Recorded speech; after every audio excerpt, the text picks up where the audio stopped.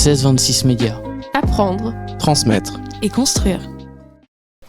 Donc, bonjour, je m'appelle François-Xavier Oporo, bienvenue sur le 16-26 Médias. Donc, je suis accompagné de Monsieur Panier. Pouvez-vous vous présenter s'il vous plaît? Bonjour, je m'appelle Stéphane Panier, j'ai 53 ans, je suis titulaire d'un BTS en aménagement paysager et je suis responsable du jardin solidaire, encadrant d'insertion. D'accord. Et quel est votre parcours avant de rejoindre le jardin solitaire? Donc avant de rejoindre le jardin solidaire, j'ai travaillé dans des différents commerces, dans le commerce de vente de plantes et fleurs.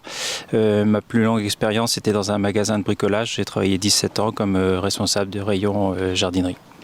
D'accord. Quelle est l'origine du projet du jardin solidaire?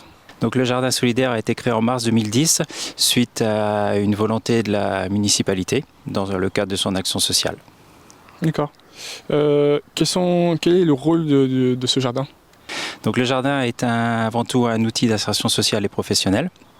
Donc le rôle, c'est de redonner aux gens qui sont éloignés de l'emploi les habitudes de travail, d'acquérir des nouvelles connaissances, des expériences dans le travail de jardinage. Et voilà, le jardin est un tremplin avant tout pour retrouver un emploi par la suite. À quel type de public s'adresse ce projet? Quels effets percevez-vous chez les participants? Donc l'action du jardin solidaire est avant tout une action d'insertion sociale et professionnelle.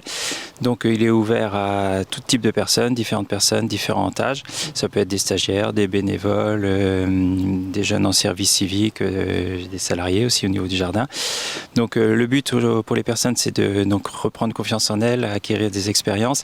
Et les effets que je retrouve, c'est quand les personnes vraiment arrivent à être à l'aise, donc vraiment reprendre confiance en elles, être à l'aise et prendre des initiatives dans le jardin, c'est vraiment valorisant. Depuis combien de temps êtes-vous responsable de ce jardin? Donc je suis arrivé en avril 2020, donc ça fait 5 ans que je suis responsable du jardin. D'accord. Quelles sont les principales difficultés auxquelles vous devez faire face? Donc la principale difficulté, c'est la météo, on dépend de la météo. Donc cette année c'était super, une année comme l'année dernière où il a plu tout le printemps, il faisait froid, on prend du retard pour cultiver les sols, ça pousse mal. Donc voilà, la principale difficulté c'est celle-ci. Il y a eu quelques années aussi où on a manqué un peu de bénévoles, mais bon ça après on en parle avec tous nos partenaires et on arrive à mobiliser des gens. D'accord. Le jardin utilise-t-il des pratiques écologiques ou durables? Tout à fait. Donc là déjà nous n'utilisons aucun produit chimique, aucun produit phytosanitaire et nous recyclons beaucoup de déchets des espaces verts de la commune. Donc on récupère du bois, du BRF, donc des bois fragmentés et beaucoup d'herbes de tonte aussi qu'on utilise pour faire du paillage. Donc ce paillage permet de limiter le désherbage, limiter l'arrosage et puis en même temps il enrichit le sol quand on remélange à la terre par la suite. D'accord. Quels sont les futurs projets du jardin solitaire? Donc les futurs projets, déjà nous allons maintenir notre activité, donc éventuellement essayer de toujours développer nos cultures et nos quantités de légumes récoltés, maintenir nos partenariats, développer d'autres partenariats. D'accord.